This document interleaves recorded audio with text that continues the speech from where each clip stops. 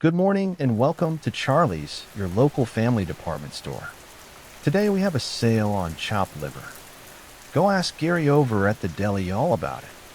I look over in the direction of the deli to see Gary violently chopping up said liver. I don't really know where he got it though. He just told me to add it to the morning announcements. We've also updated our holiday section so all customers can find whatever they might want or need for Father's Day to all customers currently shopping with us.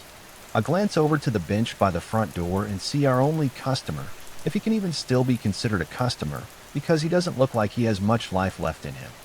Did he just pull the skin on his feet up like socks? We're sorry to inform you that our restrooms are currently out of order until further notice. That's because when I came in this morning, both the men's and the women's restroom were covered in blood. When I say covered, I mean floor to ceiling, drenched and dripping. It's been happening for months now, and we have no idea how. It always happens during the closing hours. The camera always glitches when it happens, and no one's brave enough to stay overnight to figure out the source of it. Have a nice day, and thank you for shopping at Charlie's department store. I finished the first announcement of the day and let go of the microphone. As I do, I see Gabe Speed walking into the front doors. He has a look of terror on his face, and he's breathing heavily. It must be out of its cage, I ask him. He slams his messenger bag down, and I can see rips and tears in it. Yeah, and apparently it only finds me tasty for some stupid reason, he says, clearly frustrated that our unintentional pet Wendigo is a picky eater. Oh well, I'll tell Gary to give it some other less fortunate meat selections he might have. We need to get it back in its cage before we get a rush. Gabe's face contorts into one of disgust at this comment, but I'm not sure if it's at me discussing Gary's mystery meat selection or at us getting busy. Or maybe it's at the font of the Wendigo munching on his flesh. Who knows? I tell Gabe to begin setting up his register space while I go over to talk to Gary. When I walk over, I see Gary chopping up some very disgusting gray meat. Hey, Gary. You know the owners don't like it when you try to sell customers meat past its expiration date. I softly remind him. Gary was usually a total sweetheart to all our workers, but it still wasn't the best idea to make him mad. He grunted, then said Gary here when to go out. Gary helped. He slammed his butcher's knife down on the counter, completely obliterating whatever bone was in the mystery meat. Great job, Gear Bear. Always ahead of the game. I tapped the counter twice before turning around and walking back towards the front of the store, passing the bathroom where I could see Cheryl mopping blood off the tiles. I could have sworn I saw her lick some excess blood she acquired on her fingers, but I try not to look too deep into things like that around here. However, I did notice and called out her failure to post an out-of-order sign on the door, to which her response was, "Oh, is the restroom out of order?" Once I handled that situation, I passed the earlier mentioned customer, a 7-foot-tall man whose skin never seemed to fit him properly, and we greeted each other. He had to close his jaw using his hand after the greeting, but I tried not to stare because that would be rude of me. Just the usual morning here at Charlie's 1:43 p.m. Sir, said the young girl who just walked up to me. She looked college age and absolutely normal, so she really shouldn't have been in here. I stood up from the shelf I was restocking and looked at her, waiting for her to state what she needed help with. There's these two little girls over there. She pointed over to a nearby aisle. That aisle, and they seem to be lost. They've been standing at the end of the aisle for quite a while, but they don't seem to have a parent or anyone with them, said the girl nervously. She genuinely looked worried for their well-being, but it was hers she should have been worried about. I nodded, then asked, "Are they twins?" She nodded back, confused that I didn't seem so concerned. "Do you already know about him?" I ignored her question and asked one of my own. "Did you respond whenever they asked you to play with them?" I asked them where their mom was. Why do you not seem more worried? What if their mom abandoned them? She seemed to be getting somewhat flustered that I wasn't doing more. "Ma'am, I'm sorry to tell you this, but you are basically now their mother. You spoke to them and acknowledged their presence, so now they are attached to you." She looked at me in complete bewilderment. Then it quickly changed to a look of fear, probably for me, those girls, and this whole establishment. "What are you even talking about?" "Well, they said they wanted to play with you forever." You stupidly responded, even though you didn't know any better, and now they're yours. Which, look, I'm very sorry about, but also can't do anything about. Are you crazy? Is everyone in this store crazy? Is that what's going on? What even is this place? She was starting to not take me seriously. She had a look on her face that reminded me of all the blonde girls that used to bully me in high school. I was used to people looking at me in fear thanks to Charlie's, but looking at me like I was stupid was another thing. I suddenly decided I didn't care much for her well-being anymore. I shrugged and told her the honest truth. It's a grocery store, but not for people like you. She inched away from me at this point, but she still asked, "What do you mean, people like me?" She was starting to sound like Karen, but I could also see the fear come back in her eyes, betraying her tough act. "Normal people," I said. She stared at me for a few seconds in silence. I could see the gears turning in her head, looking for a response and unable to find one. The two twins walked up to each side of her, each taking one of her hands. Her left hand was occupied by a bag of sugar, which the twin taking over happily launched over her shoulder, causing the bag to bust with the force. The force of the throw actually made some of the sugar turn to powder, so it looked like a freak snowfall had occurred. "Good luck," is all I said, albeit sarcastically. Before the girls dragged her out of the grocery store, I could feel her eyes practically burning a hole through my skull. Clearly, she didn't get the memo about it being rude to stare, but she didn't say anything else. I'm assuming out of fear. I looked at the snowstorm the twins had caused and groaned, grabbing my walkie-talkie. "Hey, Gabe, clean up the aisle." I glanced up at the broken aisle sign above my head, then glanced at the broken ones in surrounding aisles and inwardly cursed myself for being unable to do basic math. Whatever aisle looks like Frosty the Snowman just shit himself, thanks. At 7 p.m., I was restocking the magazine racks up front by the registers when a thought occurred to me. "Hey, have you seen Gabe in the last few hours?" I asked Cheryl. She paused her very difficult task of organizing a pack of M&Ms by color and thought for a second.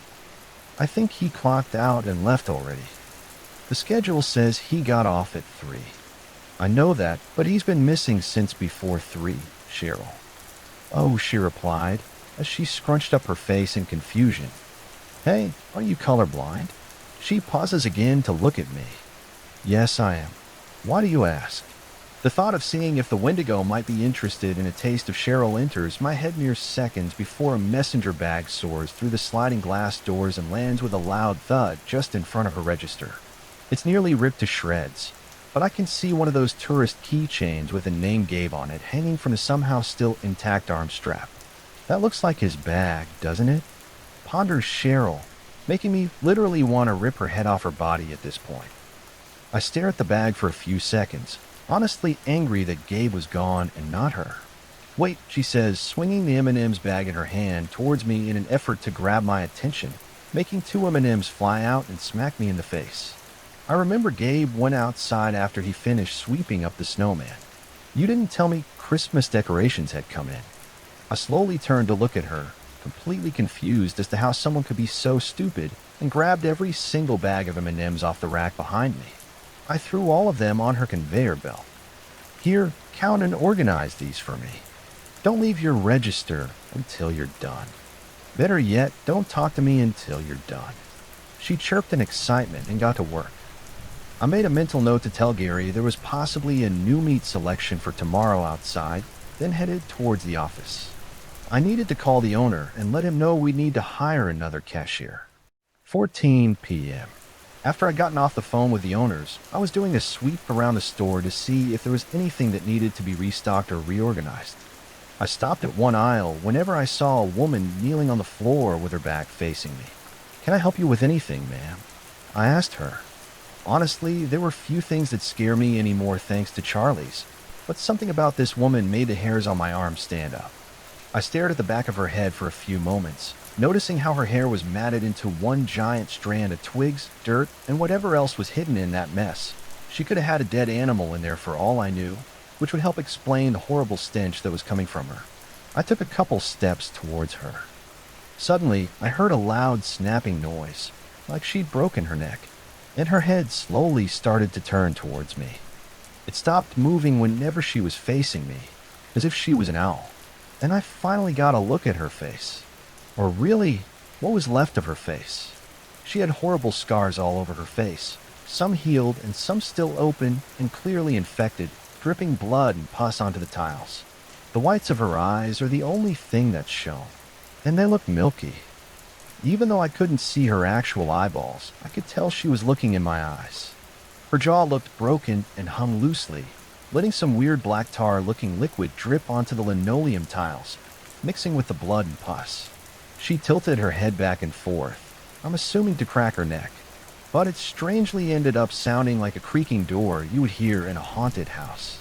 Honestly, the fear that I felt right now made me just want to run away and pretend I'd never even seen this woman. But I knew the owners wouldn't like that. The thought of upsetting them scared me more than this woman did, so I stayed and tried to offer help, however. I have this bad habit of making jokes whenever something makes me feel tense or scares me, so when I heard the god-awful creaking noise coming from this woman, my immediate response was, if it's WD-40 you're looking for, we have that over on aisle 10. Clearly, that was not the product she was looking for, though, because whenever I recommended it, she started screeching at the top of her lungs. I don't know why, but I panicked and I started screaming back. And then when she stood up, I grabbed a broom that was leaning up against the shelves and pointed it at her as a makeshift sword. This immediately made her start cackling, which caused her to choke on the black tar coming out of her mouth. She waited until she stopped coughing, and then grabbed her head and twisted it back to its normal position. Then she turned to face me.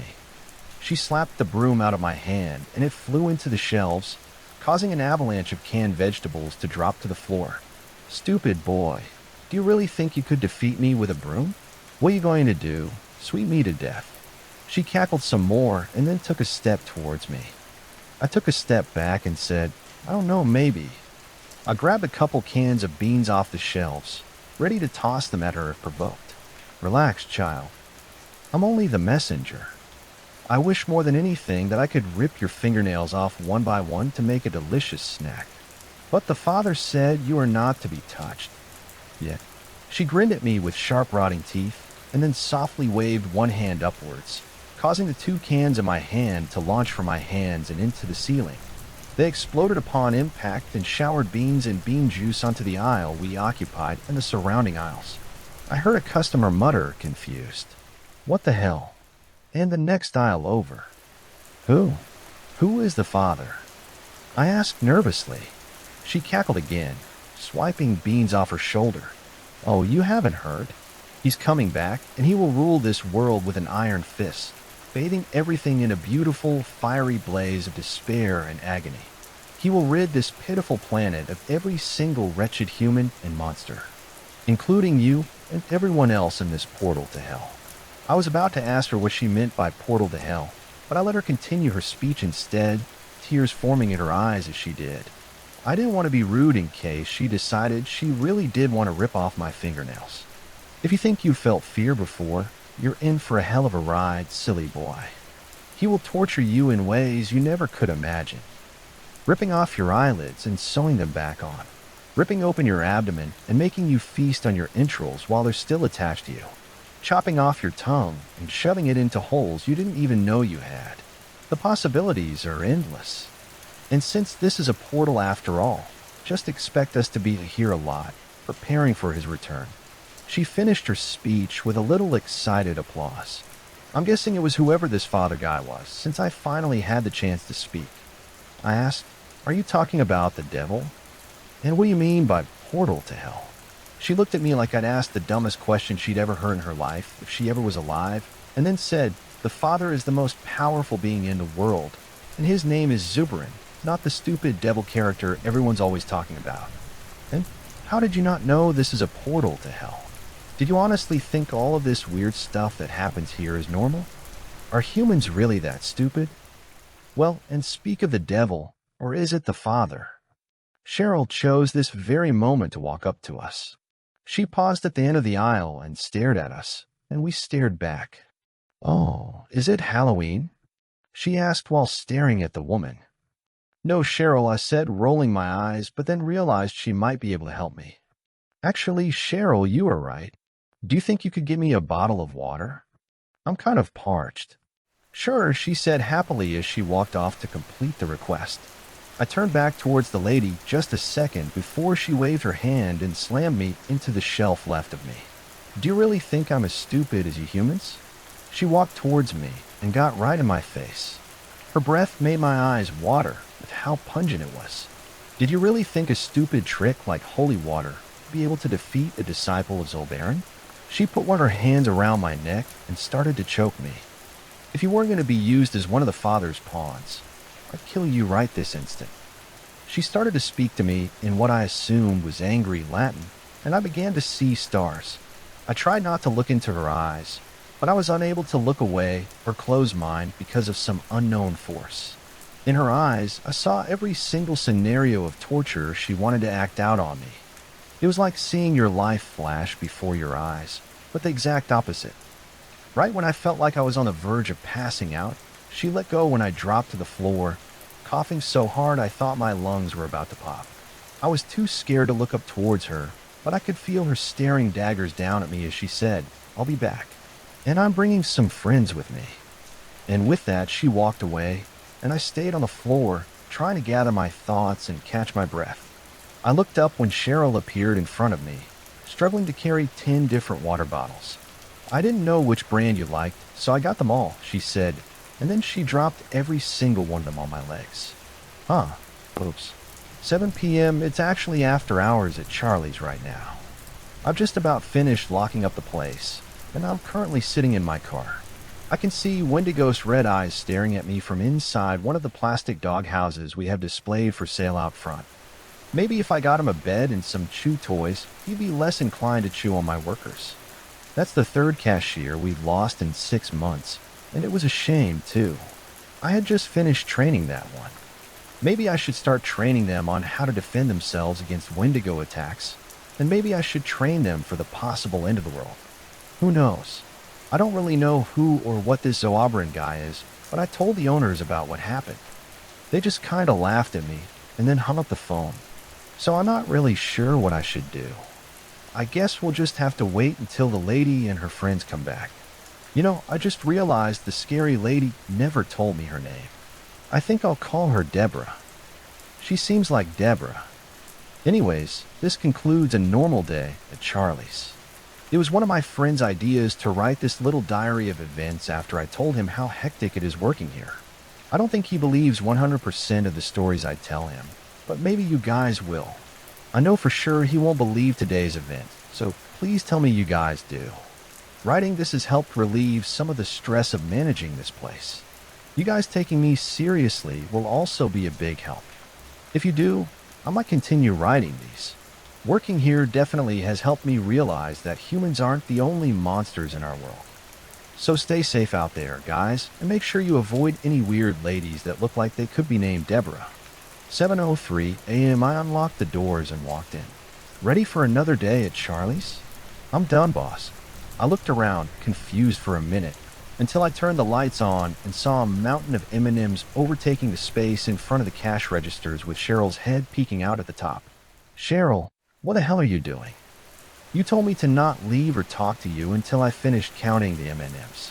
It was kind of hard with the lights off, but I did it. Have you been here all night?" I asked. "Yeah. There's 109,225 M&Ms in this store. 23,402 red ones, 17,000 in. Yeah, good job. Can you clean all these up now? Oh, and order more, please. Okay. I might take a minute getting down. I've already gotten lost like 3 times in here," she said while giggling at herself. "Okay, well, take your time," I replied, confused at how you can get lost in M&Ms. Suddenly, a muffled scream came from the pile of M&Ms. We both turned towards it and then heard another scream come from inside. Clearly a woman's. Cheryl, who the hell's in the M&Ms? I tried to sound concerned, but aggravation took over. She walked over, reached in, and pulled a woman's head out of the colorful mountain. "Help me. He's a cool man for me." "Oh, it's okay, honey. You're safe here," Cheryl said as she continued pulling the woman out by her hair and towards us. She stopped pulling when she realized the girl was nothing more than a head. "Oh no, you lost your body. It's okay, though. I got lost in there, too." Do you want me to help you find it? The only good thing I've noticed about Cheryl is that she seems unable to realize just how scary some situations can be. I think it's the reason the owners hired her, because I know it for sure wasn't because of her work ethic or brains. He's coming. He's coming for all of us. The woman said again. Tears of blood started to fall from her eyes. It's okay, Han. Here, have some M&Ms. They always help me feel better. Cheryl grabbed a handful of M&Ms and started to force feed the woman. She gave up when she realized the woman didn't exactly have a stomach for them to go to, or even an esophagus for them to go through, so they just fell straight to the floor, into the puddle of blood tears. Who are you talking about? Who's coming? I asked her. Zubarin, the woman shrieked, and the lights flickered as if they were as scared as she was. See, his power is increasing. Soon he will be unstoppable. Honestly, today already wasn't turning out like the day I had prepared for in my head, and that was saying a lot for Charlie's. I was not feeling it at all. I think that helps explain why my response to hearing Zubarin's name was to grab the woman's head from Cheryl, walk outside to the Wendigos doghouse, and chuck it inside. The woman started screaming bloody murder the second the sliding glass doors closed, but I ignored it and the sad look Cheryl was giving me. Oh, and can you mop up that blood too, please? Thanks. I asked her as I made my way to the office to prepare to open. 12 p.m. Good afternoon, and thanks for shopping with us at Charlie's, I said while holding the strangely sticky microphone in my hand. I silently prayed that Cheryl hadn't spilled chocolate syrup on it again. If you haven't made your way over to the deli yet, head over there and let Gary hook you up with some of our daily deals on whatever meat selection you would like. Today's special just came in yesterday, so you know it's fresh. Gary told me he had to fight off the Wendigo for that special meat. He mentioned something about preparing it for Gabe's family to send them our best wishes, but I quickly shut that down. We also now have wooden crosses for sale for whatever you may need. Church praise, crucifixion, exorcisms. I glanced at the new cashier, Lacey. The owners had hired her. I noticed her giving me a very confused stare, and I had to stop myself from accidentally chuckling into the microphone. She did not know what she was getting herself into. You never know what you'll need until you need it, folks. Also, the bathrooms are finally back in working order, and we're terribly sorry about that inconvenience. I give it about a week until the blood came back. The new cashier was going to love seeing that. As always, have a great day. And thank you for shopping with us at Charlie's. I let go of the microphone and walked towards Lacey. You have an interesting sense of humor, she said while smirking. I looked at her with a straight face and said I wasn't joking. I grabbed my clipboard from her and motioned for her to follow me. I expected her to question my difference in humor, but she surprisingly didn't. We walked past the aisles while we talked. Since you're new here, there's a lot you're going to have to get used to. You mean like that weird dog out front? She laughed, then said, that thing sounds like Cujo on steroids. Why do his eyes glow red, though? Because it's not a dog, and it's not a he either, I explained, while feeling grateful that the Wendigo didn't fully show itself or try to get a taste of Lacey yet. What, is it a really angry fat cat? She laughed at her joke again, but then awkwardly stopped whenever she realized I wasn't laughing. Honestly, if I told you what it really was, you wouldn't believe me. So we'll talk about that another time. We're waiting on someone else to help with that situation anyway. Animal control? She asked. I could tell this question wasn't a joke this time. Something a bit more serious and definitely not an animal, I replied. Well, does it at least have a name? What if we named it Spot? Maybe that would make it less angry. I stopped in an aisle that wasn't occupied by customers. She looked at me expectantly, waiting for me to acknowledge her joke. I didn't. Whenever she finally got somewhat used to this place, that's when we could joke about the strangeness of it. But she didn't even know that it was more than a joke right now. Did the owners tell you anything about the job before they hired you? Or have you heard anything about this place? I asked, and I wasn't surprised at all when she shook her head. They didn't warn me, or the others either. Now that I'd been here so long, they left it up to me to teach new workers how to safely operate this place. Do you believe in the paranormal or anything strange, Lacey? What? Like crop circles and chemtrails? I shook my head. Like demons. Werewolves. Wendigos. Oh, I guess. I think my grandma's house is haunted. Why, though? Are you trying to tell me this place is haunted? Right after she asked that question, a customer walked up. The customer in question was a beautiful woman with insanely curly, bright red hair and vivid green eyes.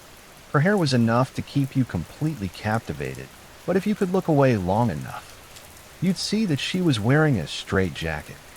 It took me a moment to even notice it when I first met her. "Hello, can either of you please help me with this wretched jacket?" Sure," said Lacey, completely clueless as she walked towards the woman to help. I probably should have warned her of what was about to happen, but it's best that she learn herself. I mean, who would just help someone in a straight jacket without asking a few questions first anyway? She clearly had a lot to learn in life, but I think Charlie's would teach her way more than the average person would learn. Anyways, the woman is a repeat customer, which is why I wasn't shocked at all over what ended up happening. "Thanks," said the red-haired beauty just before she grabbed Lacey by the hair and yanked her towards her. She grabbed a knife from the waistband of her pants and placed the sharp edge against Lacey's throat before she said, "They're coming for me, and I won't let them take me back. I swear I'll kill her before they do. No one's coming for you. You're completely safe here." I softly reassured her. I had the lines I told her each time she returned memorized in my head, almost like reading a script. I just hope Lacey didn't try anything, because I did not know how things would go down if she did. She didn't look as scared as I thought she would be over this predicament, though, which would have been a good sign if she didn't look kind of amused, like she wanted the woman to try and hurt her. "Mora, no one is coming for you," I reiterated. "You've been dead for 30 years. You don't have to worry about them or escaping anymore." She blinked her big green eyes at me in disbelief. "What? That can't be. How do you know my name? Are you one of them?" "It can be because it is Mora. And I know this because you come here almost every week and do the exact same thing," I said, taking the opportunity to discreetly press the button on my walkie-talkie in an attempt to alert Gary that I needed assistance. "No, you're lying. You're trying to make me feel like I really am crazy. I am not. I'm not, I tell ya." She tightens her hand around the knife and accidentally nicks Lacey a bit, causing a small drop of blood to escape from her neck. I see Lacey wince, but I think it was because she was finally feeling a tinge of fear rather than from pain. "Oh, you are crazy. You're also dead, though. So I don't think how crazy you are really matters anymore. Tell me, do you remember anything before the asylum?" She stood there and pondered for a bit, scanning her brain for any fraction of memory she could remember. But I knew nothing would come up. It never did. She decided to ignore my question instead, and did exactly what I was really hoping she wouldn't do. "How can I be dead when I don't even feel dead?"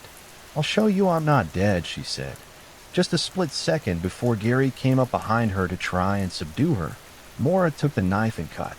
She immediately started screaming when no blood came out of her, and she dropped the knife to the floor, followed by her knees. "I can't be dead." No, Gary took advantage of the opportunity and wrapped a rope around her hands while I slowly swooped down and grabbed the knife along with Lacey's wrist, jerking her behind me. "It's okay, Mora. At least you're safe now," I said. I always felt bad for her. She truly was a nice woman, along with being drop-dead gorgeous. The story of her death was a truly gruesome one, so I usually always lied to her about it when she asked. She looked up at me. Her jade eyes were full of tears and asked, "Did I die in that hellhole?" "No, Mora, you escaped before he died," I told her. That wasn't technically a lie, but not 100% true either. Besides shaking a bit, Lacey still seemed mostly calm. She kept staring at Mora in disbelief and even amazement. Gary was about to bring Mora up front to the office, but Lacey motioned for him to wait. She grabbed one of Mora's arms and turned it over to look at the scars, lightly touching one with her fingers. Mora didn't even flinch or show any signs of feeling pain. "Can you feel that?" she asked Mora, and Mora responded by shaking her head, tears falling from her eyes and onto the tiled floor. Lacey stared down at the scars for just a second more, before wrapping Mora up in her arms. "It's okay to be confused and scared, but you're safe here now. You don't have any reason to be scared anymore. They can't hurt you. She squeezed Mora tighter as she said this, holding her head to her stomach while brushing the tear-covered curls that were stuck to her cheeks out of the way. Mora let go of Lacey and looked at me while asking, "How can I cry? But I can't bleed." I shrugged and answered honestly, "I don't know, Mora." She didn't seem satisfied with my answer, but she could tell I had nothing else to say. She silently hugged Lacey again without asking any more questions. Lacey waited until Mora stopped crying before she let Gary bring her up front. After they had left, I wanted to make sure Lacey was okay. Honestly, I'd understand if you needed to quit after what just happened. No one has ever had something that scary happen to him on their first day. She rarely ever goes through the self-harm scenario, so I'm sorry for not better preparing you for that. She caught me off guard because she started laughing. Are you kidding me? That's the biggest rush I've ever felt in my life. I loved it. She paused and frowned for a second. I just hope Mora will be okay. Maybe she'd fit in here after all. 54 p.m. I'd forgotten that the local blood bank asked to park their van they use for donations in our parking lot today, and we usually always get a rush after that. The Blood Mobile attracts a lot of special guests who like to buy the blood. And while I know that doesn't sound very legal, the owners like the business that it creates for us. Something about the blood gives the buyers a high that also makes them have the munchies, so we always get crazy busy whenever donation starts. After the rush calmed down, I brought Lacey into the office to discuss the day's events and left Cheryl to man the registers. So who is or was Mora? She asked as she played with Mora's rope, tangling it in her fingers. Every time Mora left, she always randomly disappeared. One minute she'd be sitting in the office talking to you. Then you turn your back for a split second and turn back and she's gone. No signs of her having been there besides the rope used to subdue her. We keep the rope for every time she comes back because we knew that basically the same events would happen each time. And there have been many occasions where we trusted her and assumed she'd calm down, only to have another hostage with a sharp object to their throats. I sighed and sat across the table from her. Mora was a patient who escaped from an asylum in the 90s. Whenever she escaped, she came here and took a hostage, saying she would kill the person if they made her go back to the asylum. So the cops ended up swarming the place. She died whenever they shot her in the back of the head. Was the hostage okay? She asked, looking completely intrigued with Mora's story. I honestly was shocked that she was so accepting of what she'd witnessed, considering the existence of ghosts is something heavily debated around the world. I guess if you see a woman literally attempt to kill herself in front of you and not even bleed a single drop of blood, you don't have enough evidence to dispute what you saw with your own two eyes. Yeah, she released the girl. She never intends to hurt the hostages she takes. I explained while I watched her tie the rope into a bough while she listened. She's just scared because she thinks she has to go back to the asylum. Well, why was she in there? Paranoid schizophrenia. Oh, she said, with a look of sadness on her face. She nodded the bow and nodded it again, taking a moment to think. Then she asked, "That wasn't even the weirdest thing to happen at this place, was it?" She looked up at me as I responded by shaking my head and saying, "Not even close." She thought for a moment again, and then asked, "What is Spot?" Spot is a Wendigo, and I don't think it would like the name Spot. A Wendigo? Like from Native American folklore? This was the first time I'd seen full-blown disbelief on Lacey's face since she got here. It changed whenever she saw how serious I was. That would be it, yes.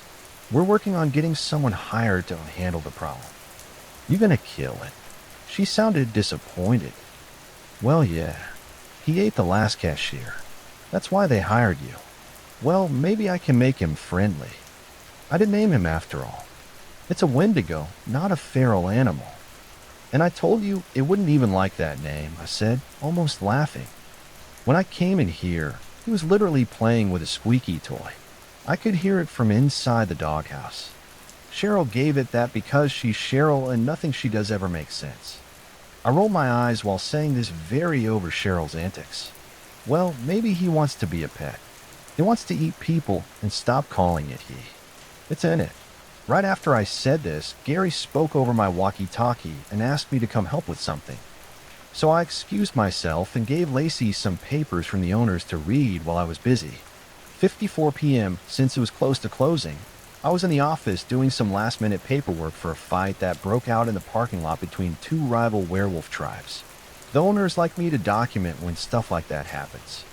Though whether it's just for their pleasure or for actual legal reasons, I'm not sure. Cheryl came in and handed me a piece of paper that she said she found in the bathroom. It had droplets of blood on it, including the words "we are coming" and a bunch of random symbols under it that I'm assuming is their language. I didn't really think much of that note, but then she told me to go check out the bathroom.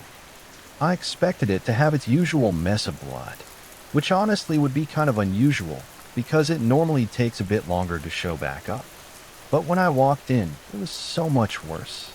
Instead of blood, there was an abundance of black sludge that you had to wade through. Heads floated around in it, each with their own eyes and mouths wide open like they were screaming in terror, and a pyramid of skulls and bones was leaned against one corner. The same language from the note was carved into the tile walls, floor to ceiling, along with images that crudely resembled hieroglyphics and a few upside-down pentagrams. I tried to walk towards one of the stalls, but it was extremely difficult with the sludge as deep as it was. I stopped and ran back to the doorway of the bathroom whenever I felt something grab my leg. A being formed from the sludge, coming together to create a woman with long black hair, black eyes, and skin that seemed to barely fit her. Rather than clothes, the sludge covered her and writhed around her body, moving her loose skin around as it did. She looked absolutely disgusting and dirty, and just like what you'd expect a person created from black sludge to look like. She opened her mouth and reached her arm in, completely stretching her jaw way past what a normal human jaw could withstand. What she brought out was a chain with a charm resembling the symbols on the wall, and she began to slowly move towards me with it. I tried to move, but the same invisible force that Deborah had used seemed to take over my body once again. She stopped just before me and raised the charm to my forehead. She placed it on my skin lightly and then more forcefully once I began to feel it burning. I tried to scream, but the force had taken away my ability to move even my lips. She stared into my eyes, and rather than seeing torturous images, I felt a feeling of despair and hopelessness. Deborah elicited fear, but this woman made you want to beg to be dead. I felt like her eyes were slowly sucking my soul out of me. I sat there in silent pain until after what felt like an eternity, she removed the charm. She placed it back into her mouth and swallowed it. Then, as slowly as she came towards me, she backed away and melted into the sludge once again. I felt whatever paralysis the force had created leave my body. But then I became paralyzed with fear to move within the sludge, afraid she'd come back. I calmed down whenever Cheryl came up behind me. "You have one of those little doodles on your forehead," she said, and I could actually hear fear in her voice. I got brave enough to walk towards one of the bathroom mirrors to look at myself. The symbol burned into my forehead resembled an upside-down teardrop with a lightning bolt through it. I looked around at the symbols on the wall to see if any matched the one now on me, but none of them matched. Whenever I turned back towards the mirror, the symbols on the wall above the mirror had changed to the words, "You have been marked by him." But whenever I blinked, they morphed back into the strange symbols. I looked back at Cheryl and asked, "Did you see that too?" She responded by nodding, and I realized this is the least that she had ever spoken since starting at Charlie's. Things were getting strange at Charlie's, but it was strange unlike any that we'd ever seen. At 3:32 p.m., I just finished locking up the store. I asked Gary to clean the bathroom up for us, and he swore he didn't see any strange women floating around in the sludge. Lacey took pictures of the symbols in the bathroom, and the one on my forehead before she left, and told us she was going to try and research them tonight. Cheryl. Quiet. Besides telling us goodbye before she left, I tried to explain to the owners how concerned I was about something bad happening soon, but they still didn't take it seriously. They told me they'd already had 5 different instances of people or things claiming the end of the world was coming. I honestly have no idea how to feel about what's going on, but I do know I'm scared. Whatever that woman did to me earlier has left me feeling off. Like she actually did take a piece of my soul with her. She didn't feel evil like Deborah, however. The only thing that comes to mind whenever I think of her are feelings of sadness and despair and wanting things to end. I don't know what the future holds, but I'm honestly scared. I'll keep you guys updated if anything else happens. Good luck out there. 33 a.m. Good morning. Charlie's folks, started Lacey as she tightly gripped the microphone. Today I'm excited to announce our sale. She paused to glance down at the paper in her hand. Chopped liver. Head on over to the deli section to talk to our favorite meat master, Gary, all about that. I looked over at Gary to see a huge grin on his face as he gave Lacey a thumbs up. The fact that the tip of his thumb was sliced off made him seem slightly less endearing and meat mastery, but it's the thought that counts. We also have a new and very wide selection of Thanksgiving supplies just shipped in today. Check that out if you want some paper plates with cute little turkeys on them. She shuffled through the papers in her hand, making sure she wasn't missing anything. The bathroom is currently out of order once again. We should be replacing the plumbing soon just to avoid this repeated problem. We want to ensure Charlie's customers have the best time while here with us. We all knew it wasn't a plumbing problem, but the owners thought it might be good for business to say it'd be fixed soon. Thanks for shopping with us here at Charlie's, and we hope you have a wonderful day. Lacey clicked off of the mic, jumping as she accidentally made a god-awful cracking sound through the speakers. She walked over to where I was restocking the candy shelves at the register. So why are we announcing Thanksgiving stuff again? She asked. Thanksgiving isn't for months. Not in the world of Charlie's, I explained. Time kind of flows differently here. I don't really know how it flows, but the owners do. They send us the scheduled announcements for it, and that's all I know. She shrugged, accepting this answer, just as she had every other strange thing about Charlie's.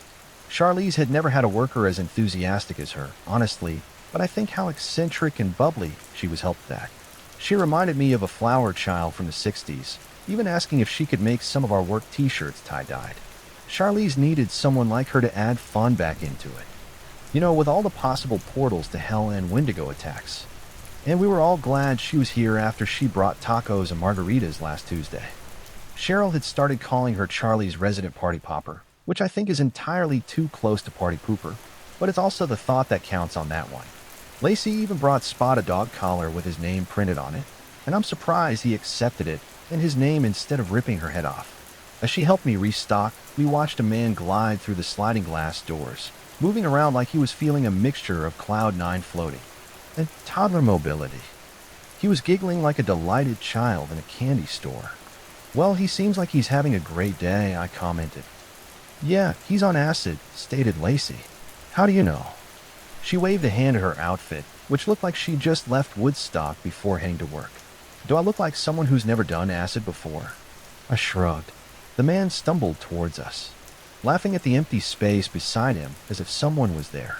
Do you guys want flowers? He asked, pulling some crumpled up dandelions out of his pocket before holding them up towards us. I found them on my walk here. No, we're good, responded Lacey. Thank you, though. He shrugged, before holding the flowers out to the empty space beside him. Apparently, his imaginary friend didn't want them either, though, causing him to glare with his ballooned iris eyes and angrily shove them back in his pocket. Well, fine. I guess no one wants him. He wandered away a bit before whipping back around to face us. By the way, I saw a demon lady the other day who told me to tell you guys to be ready. A demon lady? I asked. My nerves are rising a bit. What did she look like? Like she needed a shower, he explained.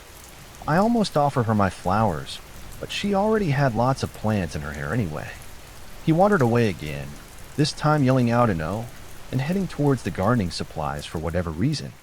I kind of wanted to run after him to ask more questions, but it felt pointless considering the state he was in. What demon lady? Lacey asked. There's, something going on with this weird lady and her father, I started, before beginning to cough, my nerves making it unable for me to clear my throat. Can I get a little more information? Lacey asked. I don't really feel chill around demons. There's been this stuff going on in the store lately about Charlie's possibly being a portal to hell. She stared at me with a blank expression on her face before responding. I would ask if you're joking, but I know it's never a joke at this store. Before we could talk more about it, a loud noise of glass breaking was heard from aisle 8. Isn't that the aisle that the pickles are on? She asked. Yep. Groaning, Lacey headed to inspect the possible pickle massacre. Acid Dude exited the gardening section and headed towards the registers once again. a small ceramic plant pot on his head, and two gardening gnomes in his arms. Do you guys have any more gnomes? He asked. Tom and Tim can't find their friends. Nope, we sold our friends last week, I said. Oh, sorry guys, he said to the gnomes before placing them on the register's conveyor belt. I quality checked him and his new friends out. After carefully placing the gnomes into shopping bags, which was quite difficult due to Acid Dude yelling at me that they needed to breathe, I asked him what else the demon lady had said. Oh, she said there'd be a lot of hell coming your way, but she kinda laughed when she said it. Like this weird chuckle. It kinda sounded like she was choking too. Like, he tried to imitate the noise, nearly dropping Tim, or was it Tom, in the process. After a few more questions that only ended in him discussing what Tom and Tim thought of the demon lady rather than anything helpful, I told him and the gnomes to have a nice day. 10 a.m., hey. Look what someone just gave me, said Lacey as she approached me with a cheerful smile. I looked up from my crouch on the floor where I'd been restocking cans. What? She pulled out a silver chain that had a white teardrop-shaped jewel hanging from it. The white of the jewel was slightly see-through, and wispy smoke spirals filled it, locked in place within the chain wrapped around the jewel.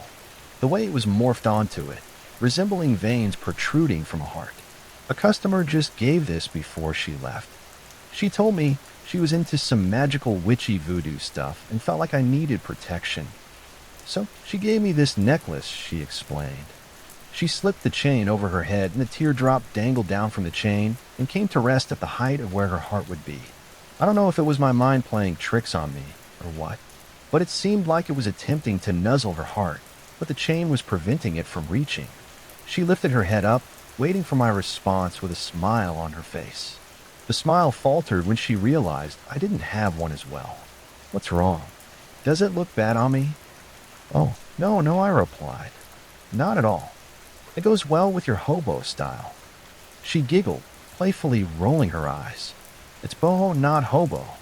She walked away after being called by Cheryl to help on the registers, giving me a small wave as she did. I bit my lip, worried about how awful things must be going if a witch was giving out protection items to our workers.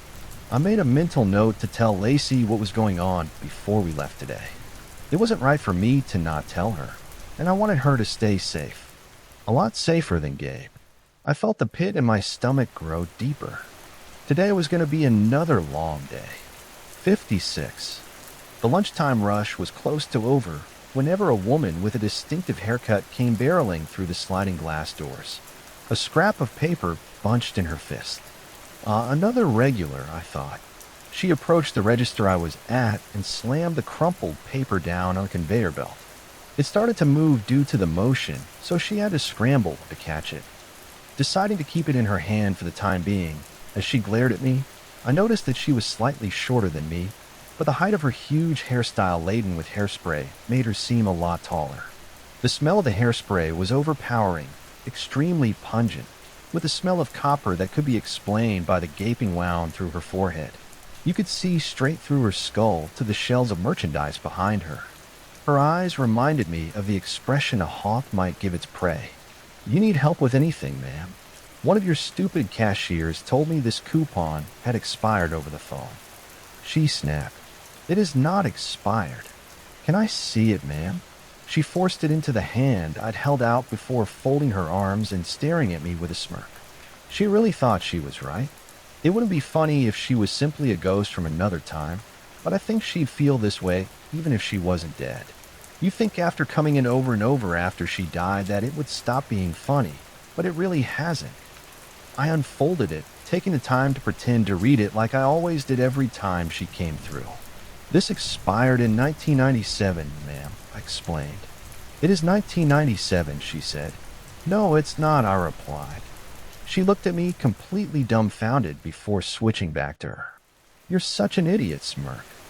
Do you think I'm stupid? Like this is a prank?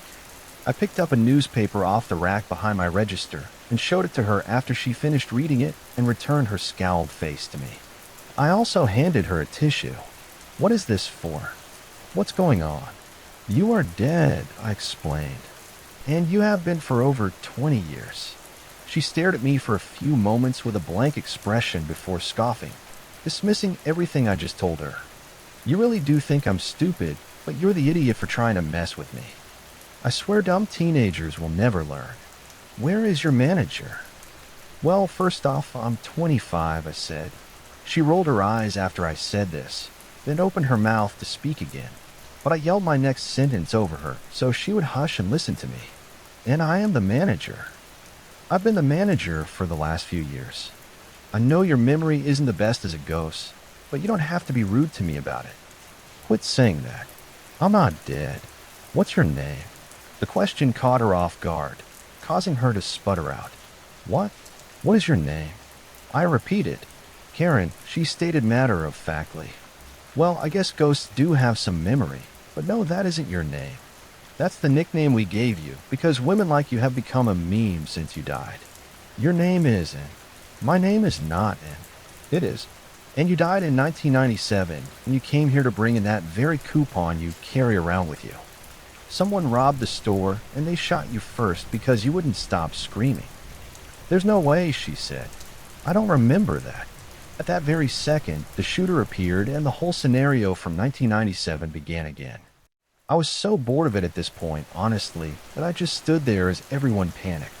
Even Cheryl panicked like this was a recurring thing at Charlie's, just like every other ghostly experience. I waited for the shooter to shoot Karen or N, closed my eyes and groaned as her blood splattered all over me. Why do I never remember to keep my distance whenever she gets shot? I thought. After I opened my eyes and saw Karen staring at me, eyes doe like and blood pouring out of her mouth as she struggled to grip the register and maintained her balance, I grabbed the gun from the register station and shot the intruder twice. You see? I had to be the one to do it because the manager in 1997 was the one that did. He didn't die in Charlie's, though, so he doesn't come back to reenact everything like Karen and the shooter did. Sadly, lots of people died before we finally figured out we had to stop him rather than wait for the ghostly version of the shooter to appear. After the events were over, everyone stared at me with eyes wider than Karen's were, waiting for others on what they should do. I sighed and walked towards the microphone for the intercom. It's okay, shoppers, I said into the crackling mic.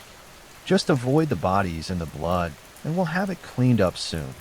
This seemed to satisfy most of the customers, considering they themselves weren't exactly normal. I honestly didn't care about Karen or the rest of the customers that still remained concerned. I had bigger things to worry about. I had a strong gut feeling that Lacey was getting that necklace. It was a sign of a shitstorm coming. 4:43 p.m. I was teaching Lacey how to type in the code for a buy one coffin, get 2 free coupons at the register.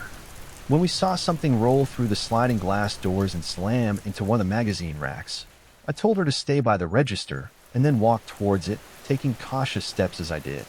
Whatever it was had hit the magazine rack so hard that a stack of them fell on top of it, covering whatever it was like a hat. I grabbed the magazine and immediately jumped a foot backward whenever I saw what was underneath, a head with no eyes grinning back at me with razor-sharp teeth. The grin quickly morphed into a scowl whenever Cheryl walked up and announced, "Oh, you must be Headless Harriet's grandmother." I turned around to face her and asked, "Headless Harriet?" The head I pulled out of the M&M mountain, she explained with a look of emptiness on her face before walking away. No longer interested in the conversation or the decapitated head, the head cleared its throat. What do people say in this situation? Has this situation ever happened before? I doubt it, considering Charlie's was known for its wild occurrences. It cleared something before explaining its appearance. They sent another one of us. And I'm proud to say this one bites back if you try to mess with it, said, followed by a throaty, No, just a regular cackle." I glared down at it before warning. "I will literally kick you like a football back to your sister." "She's not my sister," it exclaimed, "and I will latch onto your foot like a bear trap and take some toes back with me. So calm down, buddy boy." The head levitated a few feet off the ground to match my eye level, then informed me, "We heard your owners didn't take our threat seriously, so the father thought we should reiterate our claims. He didn't expect you to make my partner Wendigo food, though."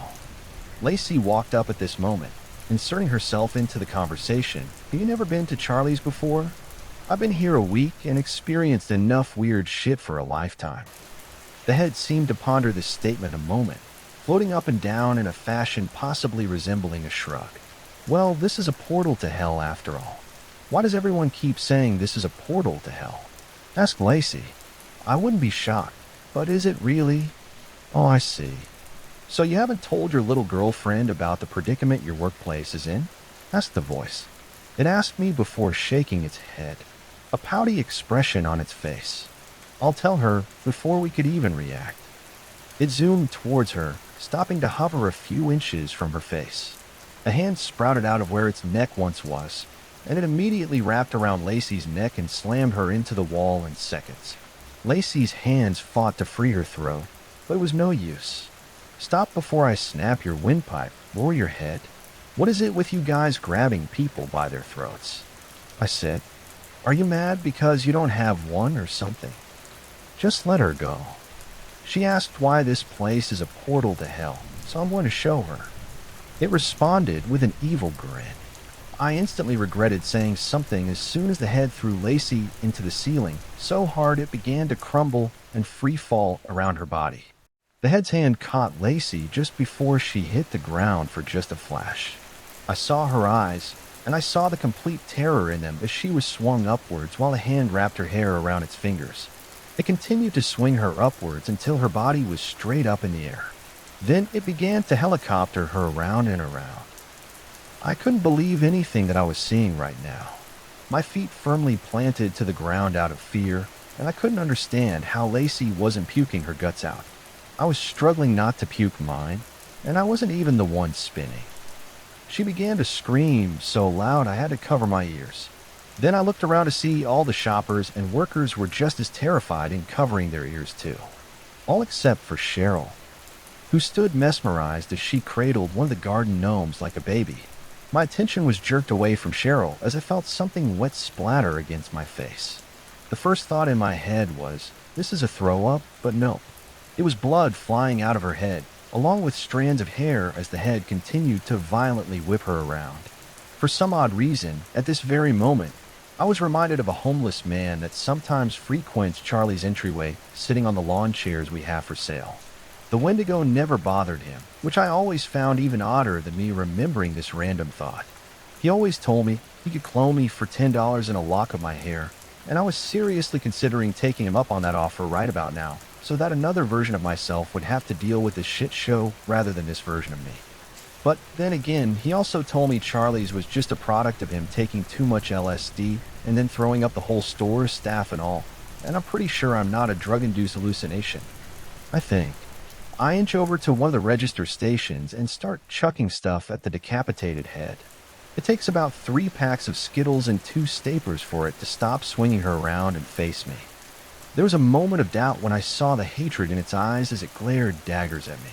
But I stood my ground because I knew I had to help Lacey. What? It said aggravated that I distracted it from the cat and mouse massacre it was attempting. Lacey hung from its hand like a limp rag, not moving and still bleeding. What message is this supposed to send? Just let her go. The razor-sharp bear quickly transformed into an amused smirk. Did you not want me to make an example of your little girlfriend? An example of what exactly? I said. The amusement left its face as the sharp teeth took over again. What happens if you don't bow down to the father? You know what? I think I'm done playing. It clearly isn't working for me to torture her, so I'll just end her life. Another evil grin lit up its face before it launched Lacey at the wall, and I saw her body crumble into a broken heap on the linoleum floor. I watched her unmoving body for a few moments, mouth agape due to the sight and due to me being shocked that I felt tears fighting to leave my. We'd lost a lot of cashiers in the past few months. Hell, the last few years, really. But this was the first one I'd actually liked. I thought she was a great fit for Charlie so far, and I was looking forward to making memories with her and teaching her the ropes. Maybe she could have been an assistant manager someday. If the world didn't end, that is, with a portal to hell opening and all. Why are you talking like she's dead, idiot? She might be alive. Go to her, I thought. I did just that, running and crouching beside her. As I did, I jerked backward as I saw the head move towards us. I thought better of my decision and immediately moved to shield Lacey's body, not wanting her to have any more pain inflicted on her. Maybe she was still alive. Relax, it said, laughing at me. I'm only making sure she's dead. A weird light projected out of its eyes. Scanning her body before backing away from us, I squinted, confused at the strange language. It noticed and responded with a simple, "It means she's dead, kid." It smirked at me before it waved its arms towards the drink fridges, instantly transforming them into a large door surrounded by stone. Horrible things crawled and squirmed between the worn-down cracks of the stone, spiders with hundreds of eyes, chopped off hands that moved off their own accord, snakes with acidic venom that poured out of their mouths and melted the floor, and spirits that moaned in pain every time they were forced through the cracks. A countdown clock appeared above the door with the words "until the end." "Toodaloo and good luck," yelled the eye before zooming out of the sliding glass doors, leaving us to deal with the wreckage of its antics. Right now, though, I didn't have time to deal with the destroyed store and the possibility of the owners flaying me. I had to take care of Lacey. I turned to her unmoving body, and the waterworks immediately started flowing. Cheryl came over and squatted down on the other side of her, caressing her hair as tears of her own streaked down her face. I tried to find a pulse, but I didn't hear any telltale signs of a beating heart. What I didn't notice as my tears dropped down onto her body and her teardrop necklace is that she was absolutely beautiful, even with half of her hair ripped out and blood all over her. We just sat there with her, silently crying as customers came and surrounded us, curious as to whether she was alive or not too. And then the teardrops started to glow, and this time it made it to her heart without the chain giving any sort of fight, like it was finally letting it do its true purpose. Lacey's body began to glow too, as orbs of light came out of the jewel and began to swirl around her body, slowly at first, and then gradually picking up speed. They began to zoom so powerfully that it lifted up the bangs resting on mine and Cheryl's forearms, and we backed up as Lacey's body began to rise into the air once more, this time gently. We backed up to give her room as the orbs began to move so fast they looked like single strands of light surrounding her, and gasps of awe emanated from the crowd surrounding us. Their glow became so powerful and bright that we had to look away. But before I did, I noticed that all of Lacey's wounds were beginning to heal. New strands of hair were growing from her head and being joined by the strands that were previously ripped out as they flew to her. The droplets of her blood splattered around the room began to fly to her as well, instantly adding a lively flush to her cheeks. She became as bright as a supernova, warming up the grocery store even, and I felt the tears dry on my face from the heat. When the brightness finally left and we could look at her again, she was even more angelic looking. Her wavy blonde hair, now full of highlights as bright as the orbs, billowed around her like a crown, and her lips were a soft cherry blossom pink.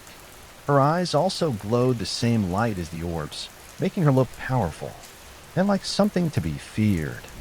She wasn't just some beautiful, helpless thing. She floated downwards and towards me, making me squint my eyes as she stared at me.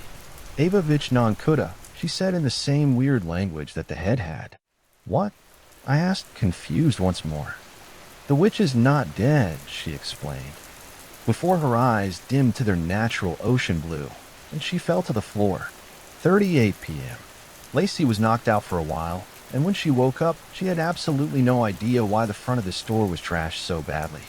She had no memory of the events. I kind of didn't want to tell her what happened, but I knew she needed to know what was going on. I told her everything. The first weird encounters with Zobrin's People to Countdown Clock's appearance, and what she'd said when she was raised from the dead. She told me she had no idea who the witch was, but she felt different now. This is understandable considering she died, but we also have no idea what that teardrop did to her. The main thing that matters to me right now, though, is that she's safe. Gary won't stop picking at me over all the girlfriend jokes the head kept making, but I've just ignored them and all of Lacey's questions about it. The only thing that matters to me is slightly less important, but still pretty important because it is pretty apocalyptic. But it's kind of taken over the place of our drink coolers currently, which is something the owners aren't going to be fond of. It kind of just sucks in general that we now have to deal with a doorway to hell being in our way. Zubrin's minions did say Charlie's was a portal to hell, but it is kind of different when that portal is given a literal door that stares at you as you check out customers. Like it literally stares at you because these weird, creepy eyeballs are starting to come out of the cracks. Gives me the heebie-jeebies. Anyways, I gotta finish cleaning Lacey's blood off the ceiling. Until next time, 8:34 a.m. Good morning. Cheryl greeted me. I returned the favor, expecting that to be the end of the conversation, until I noticed her staring expectantly at me, seeming to be waiting. Yes, I was wondering if my boyfriend, Chip, could get a job here with us, she said. She motioned towards a guy standing by the front doors that I hadn't noticed before. I looked at the boyfriend.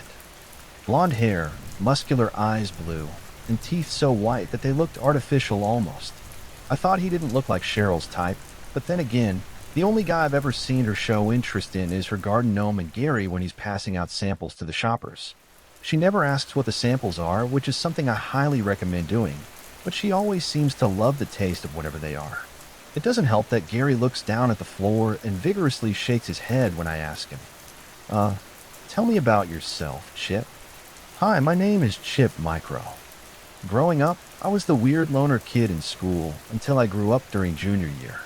Everyone started to hang out with me more, and then they realized they should have been hanging out with me in the first place.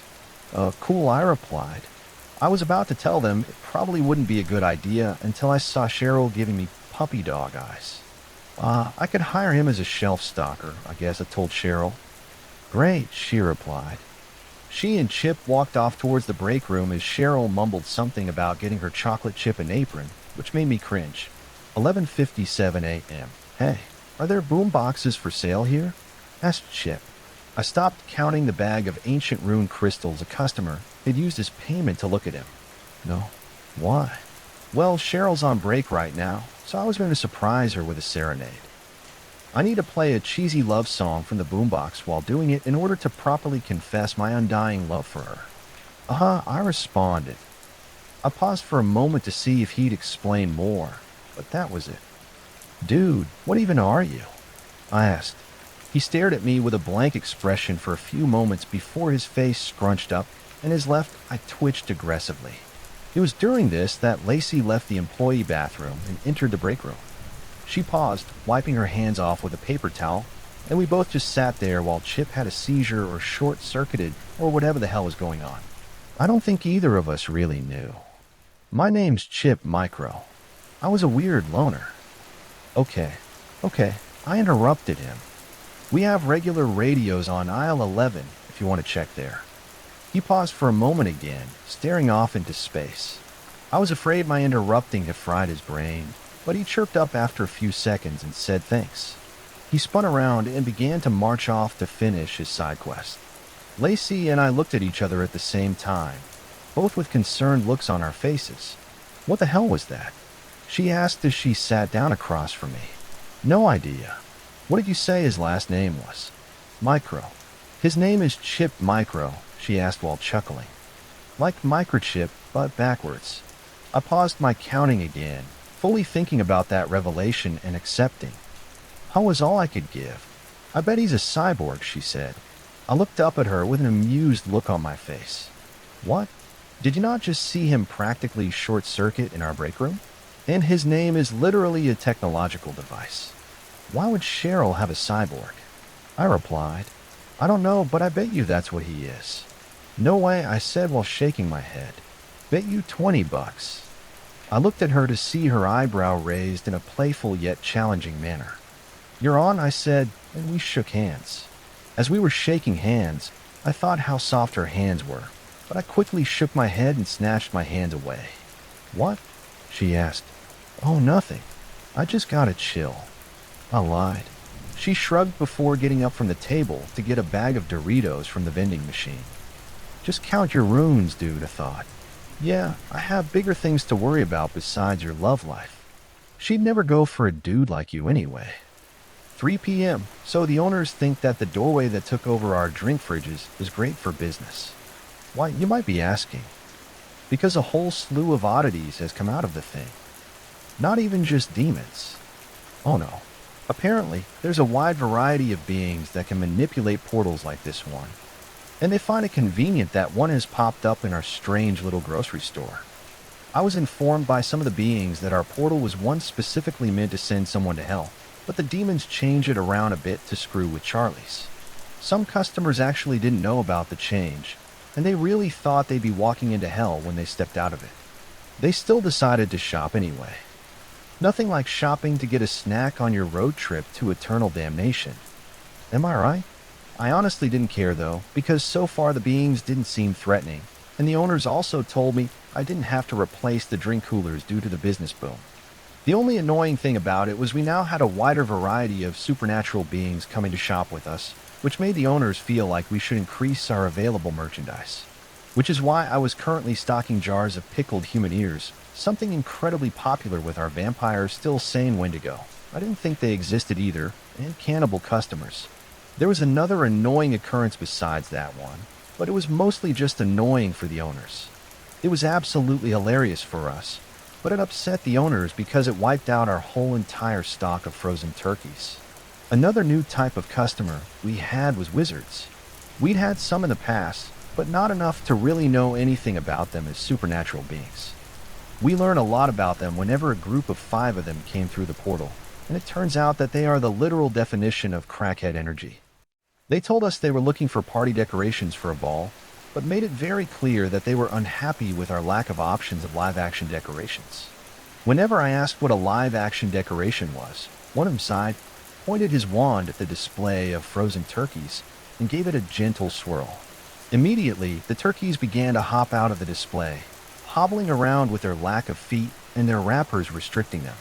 Soon, though, the wrappers began to pop as they continued to wiggle, stretching the plastic beyond its limits in order to be free. Wrappers littered the floor everywhere, and the turkeys began to slip on them in their haste to be free. Another quick swirl of his wand made the turkeys stop in their path to freedom, instead making them begin to form a circle. The rest of the wizards giggled with delight, running to join them. Soon, they were teaching the turkeys how to do Highland dancing as another wizard conjured up some bagpipes to play. Customers gathered around, entranced by the dancing turkeys and clapping along to the music. Cheryl and Chip even joined in, bringing along her garden gnome. Lacey walked up at this time, and we watched the sight for a few minutes, both amused. Are Cheryl and Chip trying to teach the garden gnome how to be a robot? She asked. I believe so. She starts giggling. What? I ask. I leave you alone for a few minutes to go stock some stuff up, and I come back to a turkey hoedown throwdown, she said. I roll my eyes at her before heading towards the intercom microphone to announce an end to the dance party. Before I could make it there, though, a pack of werewolves came barreling through the sliding glass doors and made a beeline towards the turkeys. Total chaos ensued as the turkeys began to zoom around the store, weaving in between register stations and up and down the aisles, trying to get away from the werewolves as fast as possible. The wizards were throwing spell after spell at the wolves. Upset that their dance party had been ruined, the spells bounced between the aisles and the shelves within them, causing explosions of products to catapult into the ceiling. Damn it, I said I just cleaned Lacey's blood off of those. Lacey rolled her eyes at the comment. Her facial expression quickly transformed into deer in the headlights moments later, as a werewolf leapt over the register station she was standing by. It landed on all fours, skidding to a halt right before our newspaper racks and snatching up a cowering turkey that was hiding behind them. If that turkey still had a head, I 100% believe it would have been saying a lot more than gobble gobble at that moment, because it was ripped to shreds by the werewolf's sharp teeth. Lacey, however, did scream as chunks of turkey organs landed on her. The wolf paused to stare at her for a moment with a confused look on its furry face before running off to catch another snack. Chaos continued as we watched the wolves play bumper cars with the shelves. It took 3 of them running down aisle 5 all at once for the shelves to be completely knocked over. A domino effect began, and Lacey and I started with our mouths open as all of the shelves came tumbling down.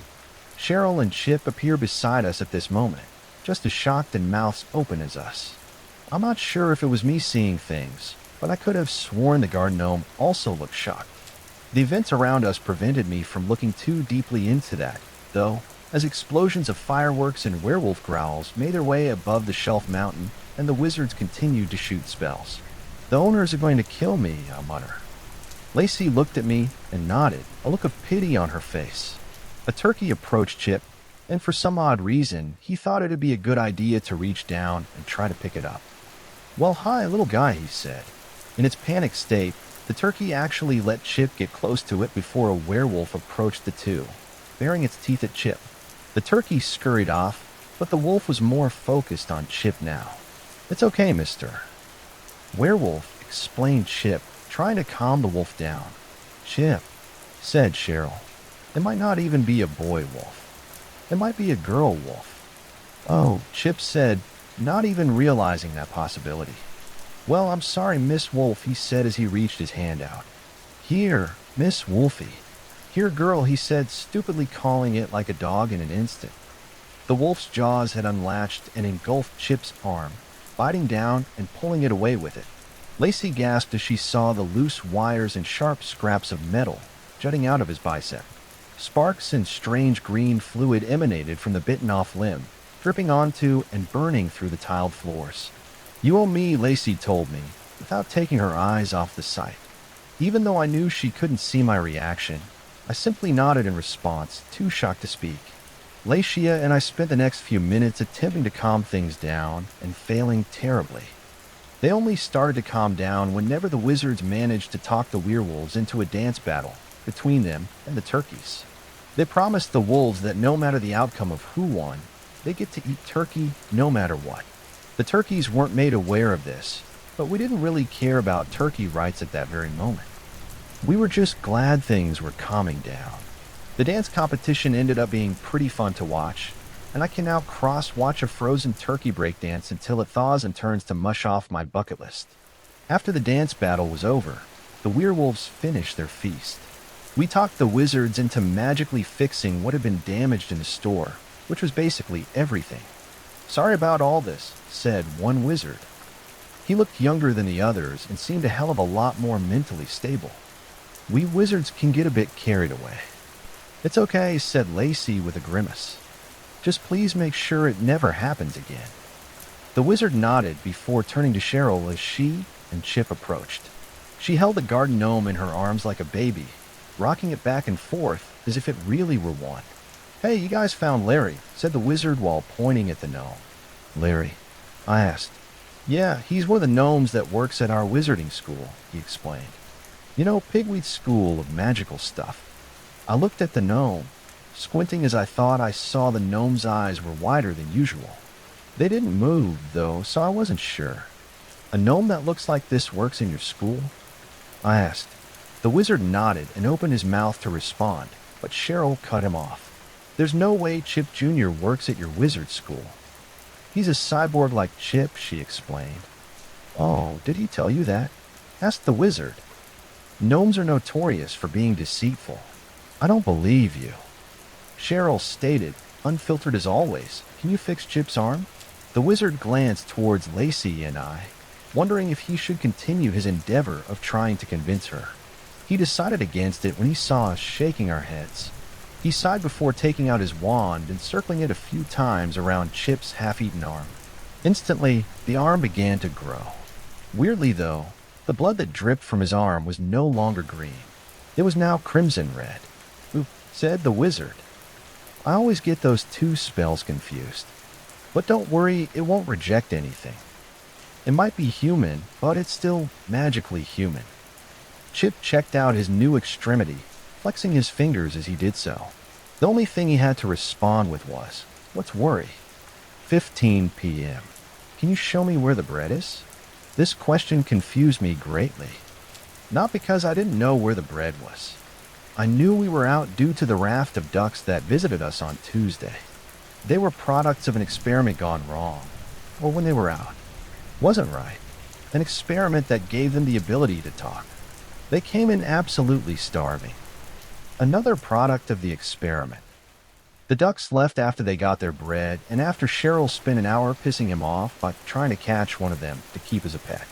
I've never thought of a duck as a threat, but they felt very threatening as they ganged up on Cheryl. It took Lacey threatening to unleash a spot on them before they agreed to leave. The reason this question confused me was because of the number of voices that asked it. It sounded like a large crowd had asked, a crowd that most definitely couldn't have quietly snuck up on me within the last 5 minutes of me stocking the shelf. Even still, it sounded like the crowd of voices was coming from all around me, and that didn't really make sense either. The shelf was in front of me, and I could tell no one was directly beside me. Yet the voice sounded like they came from everywhere all at once. This also sounded like a wide variety of people of different genders, ages, and accents. Now that I think about it, was the question even asked in English? Ma'am? The voices cleared their throat, trying to get my attention again. I've been lost in thought, trying to figure out what weird phenomenon I'd witnessed upon turning around. What I saw was unlike anything I'd ever seen before, and it immediately made me incredibly uncomfortable due to its complexity. Within seconds of looking at it, I began to get a migraine. "Excuse me?" I asked, the wriggling mass of everything. It was like one gigantic tangle of everything you could think of and imagine on Earth, and things I thought of even began to appear in the mass as I fought them. Something I can only describe as squiggles of television snow static wrapped around tendrils of smoke of all colors, even of colors I didn't know were real. Within the middle of those strange squiggles were my random thoughts and other flashes of things, possibly thoughts of others in the surrounding area. It was incredibly overwhelming, and I couldn't look directly at it for longer than a few seconds. "Do you guys have any bread?" Uwe started pausing due to being hypnotized by Lacey smiling at me from within the cloud, a thought that had been in my mind for a while now. I shut it down once I realized the possibility of her seeing it, replacing it with images of ducks chasing Cheryl. "Well, we did, but a duck rampage took all the bread." That makes sense," said the voices once more. I felt like it didn't make any sense, but who was I to argue with a cloud? "What are you?" I muttered out. "I am a living paradox," they responded, leaving it at just that. What is that exactly?" I answered and answered all questions," it replied. Being just as vague as before, I glanced at it again and saw flashes of Lacey and me, a version of us that was dancing, a version of us with kids, a version of us where half of her body was sucked into the portal and cut in half, and many more versions of us in happy and horrific moments. "Hey, stop that," I said. "Stop what?" it asked. "You're the one doing it." "I'm not thinking of Lacey being chopped in half." "No, but you're thinking about Lacey." "I'm displaying every possibility you might experience with her." I stared into the cloud, ignoring the pounding of my head as I imagined having a normal, happy life with her. I pictured her smiling at me, glowing as she did that day she was resurrected. The image of her beauty covered the whole span of the cloud, eventually warping the tendrils of smoke into stretched-out Lacey zooming around. "Wow, you really love her." "Hey, shut up," I said. "We don't have any bread, so go away." "But I'm hungry, and you cannot avoid feeding the essence of life, for you will." I snatched a honey bun out of my back pocket I'd been saving for a snack and chucked it into the cloud. All the images of Lacey within the cloud had identical honey buns smack them in the face at the same time, catching them completely off guard and causing some of them to flip me off in reaction. "There, how is that?" I asked. "Do you have more of those?" "Aisle 3. The images within the cloud morphed to a variety of people, all nodding and smiling at me in thanks for their sweet treat before the cloud zoomed off in search of more. Did I just use a honey bun to avoid my love life? Yes, I did. 5:46 p.m. Hey, came Lacey's voice from above me. I slid out from under the shelf I'd been under. "Hi," I replied. "So there's a witch at Register 3 wondering why we don't have any eye of newt or toe of frog in stock," she said. "Mustard seeds on aisle 6 and buttercup is on aisle 11, I responded. "You know, I really wish these witches would just get up to date on their ingredient names," Lacey shrugged while looking at me. "I just work here. I get what they ask for and hope something doesn't come along and murder me." "You're doing pretty well with a Wendigo and keeping it from murdering you," I replied. "Yeah, I got him some dog toys, so I think he likes me more now," she said while fidgeting with a pack of gummy worms she'd taken off a hook beside her. "The only thing I can't seem to get down is the aisles. I can never remember where things go." "Yeah, well, that's because they change every day." The look on her face screamed a light bulb moment. "That's why the mummy wrap randomly got moved by the moisturizer."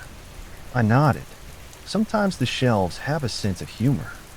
Makes it a little less annoying that they constantly change. I watched Lacey roll her eyes as she replaced the candy bag. "I don't know how you've run this place for so long." I shook my head. Yeah, I don't know either. And she was silent for a moment, staring down at the exit of the aisle. I straightened some items on the shelves as I waited for her to talk again. Thank you for being there for me that day, she finally said. The topic caught me off guard, and I looked at her to see she was already looking back at me. I froze as she began to walk closer, growing incredibly nervous. A feeling like fireworks began to ignite within me as I felt her lips peck my cheek. My cheeks fired up so quickly that there was no way I could have hidden it. She'd caught me red-handed. More like red cheek, really. She smiled at me before turning around to walk away, and I honestly just stood there for a few minutes, feeling completely numb with joy, yet dumbfounded. 32, it's been a hell of a time since our last update, even without the threat of dying every second being there. I mean, it's still looming over us like a black cloud, but at least now there's a countdown for it instead of not knowing an if or when. Lacey, Gary, and I have been cooking up some stuff behind the scene in preparation since the owners have yet to take it seriously. I literally FaceTimed them the door to prove it was actually there, and they gave zero shits anyways. I figured I'd highlight some of the other happenings before I finish closing up the store for tonight. They aren't as long, but I felt they still deserved a mention. There's another plus side to our new wider stock and customer range. Our packaging has been upgraded. I didn't know this, but the owners actually hired a team of wizards to place spells on certain items. Can't have a serial slasher walking into the store and ending us all, can we? No. So now the slasher section we recently added is spell protected and prevents murderers from doing what they do best until they're off Charlie's property. Things like silver, wolf's bane, garlic, stakes, and holy water have also been given protective spells and better packaging. Items that we want to avoid being stolen have been given spells too. For example, we had a man try to walk out with a flat-screen TV the other day. I will admit he was ballsy, because who literally attempts that? His ego got downgraded exponentially whenever he was electrocuted while trying to make it through the doors. We also added more species-specific convenience items such as fur combs, dead angler, Fong bleach, SPF 3000 sunblock, brooms and cauldrons. Oh, and coconut water and free-range fingernails for our more healthy, nutty types. The acid dude came back. This time he was completely fascinated with our portal. He stole some band-aids off the shelves and began to put them all over the hands that crawled around it. Lacey offered him a bottle of nail polish, to which he greatly appreciated. He tried to drink it at first, but was quickly redirected. Gary now has a wider selection of meats in the deli, specifically a monster meat selection, which is what he likes to call it. It's a wide variety of select meat cuts from special creatures of all kinds. Whether it was able to be created due to the fact that the store now has a wider selection of special creatures as customers, I do not know.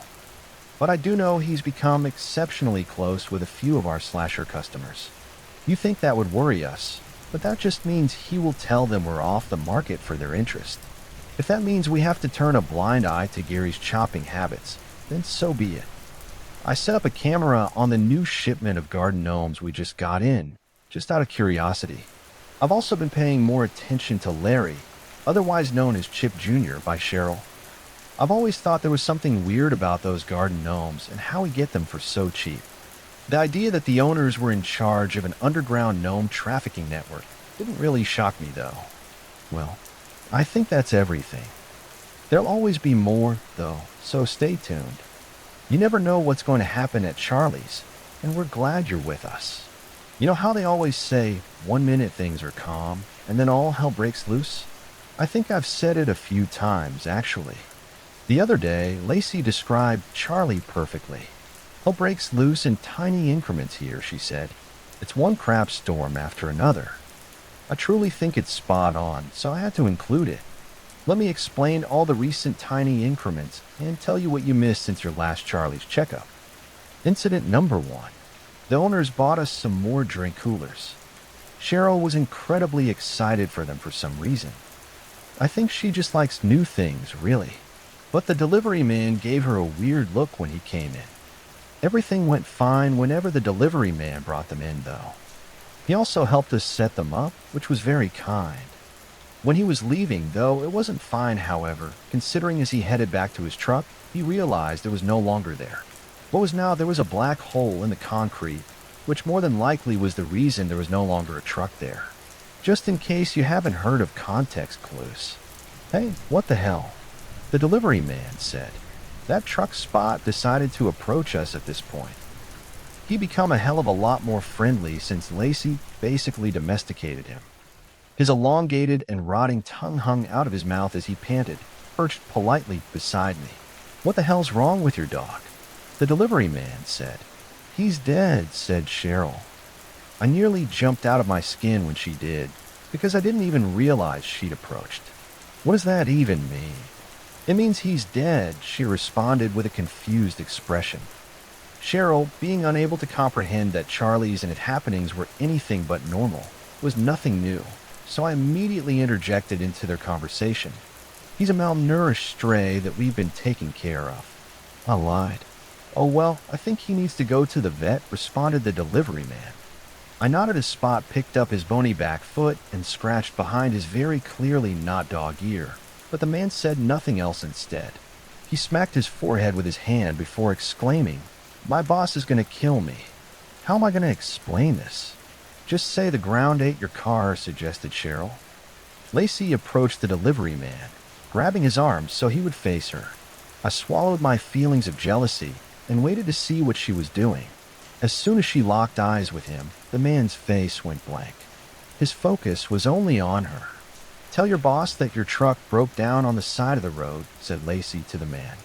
"Your phone died, so you went into a nearby gas station to borrow their phone. When you came back, the truck had been stolen." The man nodded to that. Lacey pointed down the small RD. "That Charlie's was situated on. Head that way, and there'll be a gas station on the right. Go make the call saying your truck broke down, and then handle the rest when your boss shows up." He gave another nod before slowly heading in that direction. Incident number 2. "Have you seen Cheryl's Snicker stash?" asked Lacey. My fingers paused over the keyboard as I looked up at her. "No, like the candy?" "No, not at all like the candy," she said with an eye roll. "Yes, dummy. She has like 50 bars in her purse. She gave me one because she said she felt like I needed it because of the..." She held up her fingers to do air quotes. "Post call I had." She chuckled before taking a bite out of the Snickers. "She sure is a strange one," I responded.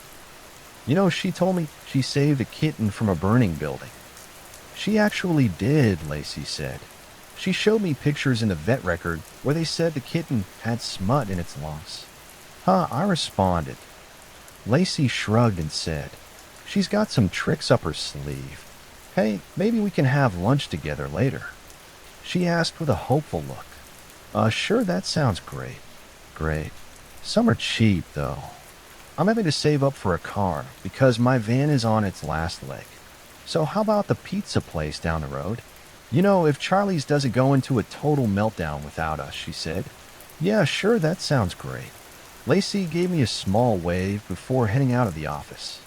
I spent the next few minutes trying to finish the expense report, but I was honestly too excited to. Note this wasn't a huge incident for Charlie's, but it was for me. Incident number 3. I don't really talk about the business side of Charlie's a whole lot because I don't think it's quite as interesting. But let me tell you, trying to explain on tax reports why your business buys 50 pounds of free-range chicken a week when it isn't on your product list or shelves is rather difficult. But you can't tell him that your Wendigo named Spot has grown rather spoiled and refuses to eat anything else. I mean, honestly, I'm starting to miss when he ate humans. It was a hell of a lot cheaper.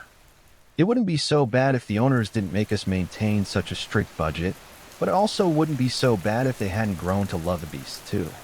They made Gary build a personalized and heated doghouse for the farm, and they gave Cheryl the job of bathing him and changing his bandages to prevent more rotting. I swear, everyone is absolutely bonkers here. However, a professional dog breeder offered to buy a Spot from us the other day.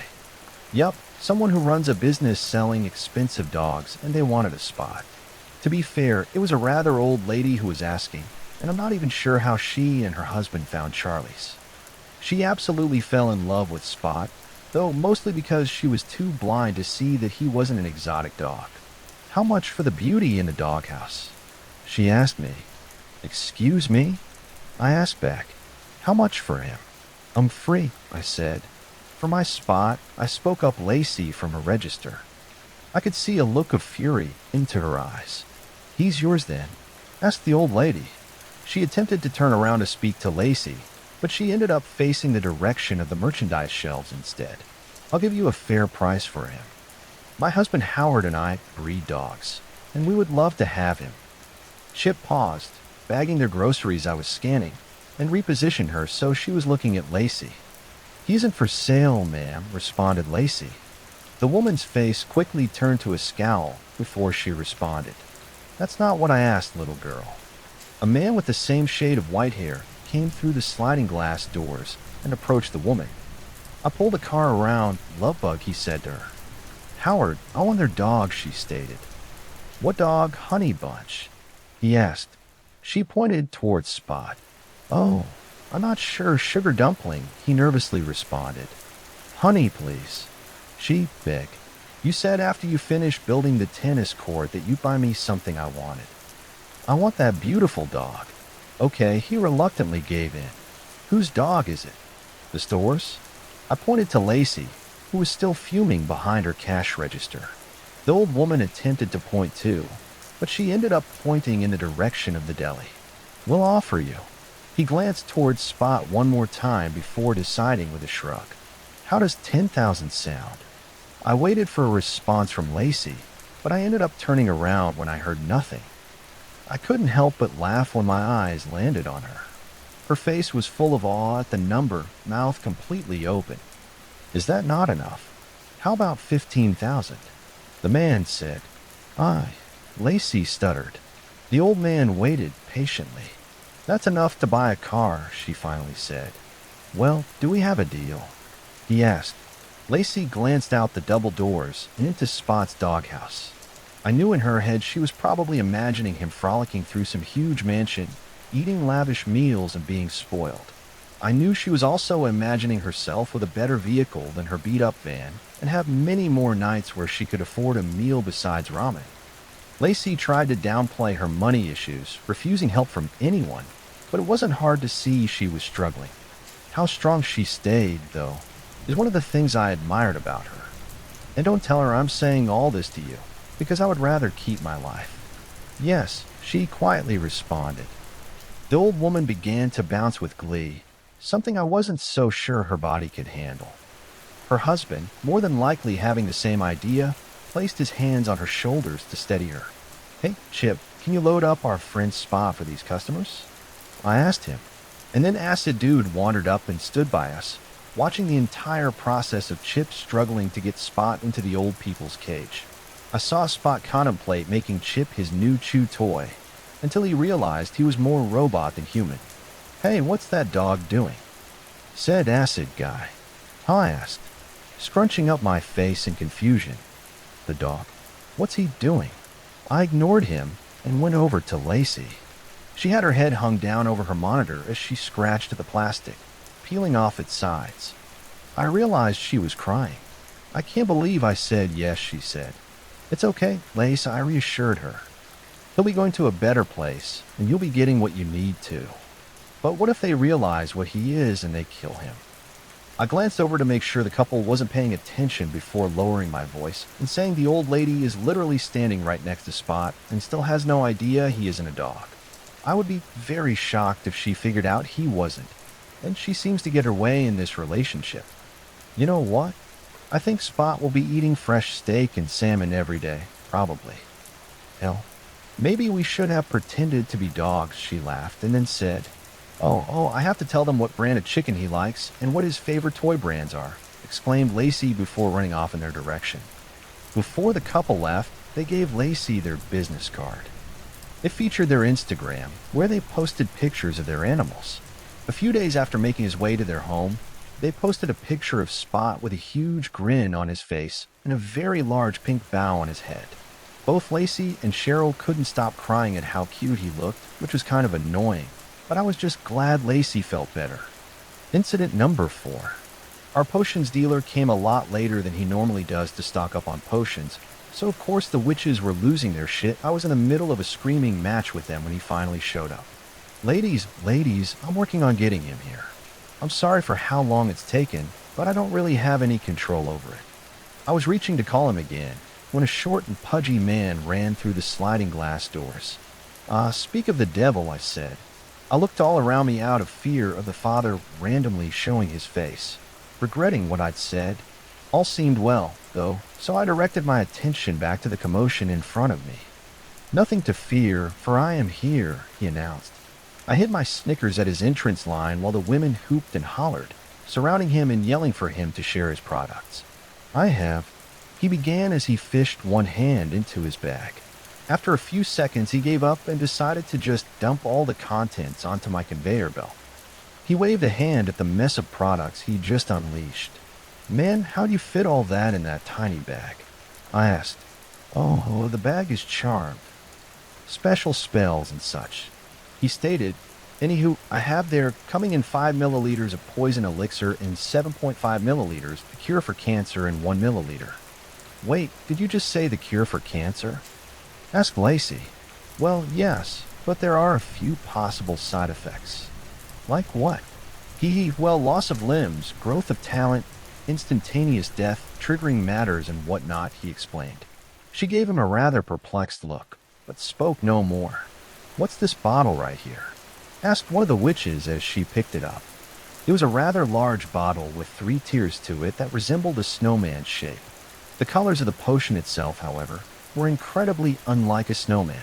A neon green color filled the very bottom with a deep red in the middle and a violet at the top. The colors clashed horribly, and the stench that came out of it when the woman pulled its stopper was downright foul. Oh, now be careful, he said before snatching the bottle back up. Why don't I just hold on to this? Why is it dangerous or something? She asked with an eyebrow dramatically raised. Well, all potions have the smallest bit of danger within them, he said while attempting to shove the bottle back into his bag. The outside of it appeared to be rather slick, however, with a nervous sweat he'd just broken out in. The 3-tier monstrosity didn't hesitate to slip out of his wet hands and fall to the floor, smashing into many pieces. Oh dear, he said as he dabbed his forehead with a handkerchief. What does that potion do? I asked him. Well, you see, he began, but one of the women let out a screech before he could finish. It was snakes, all 3 of them scattered, and the potion's dealer looked close to fainting.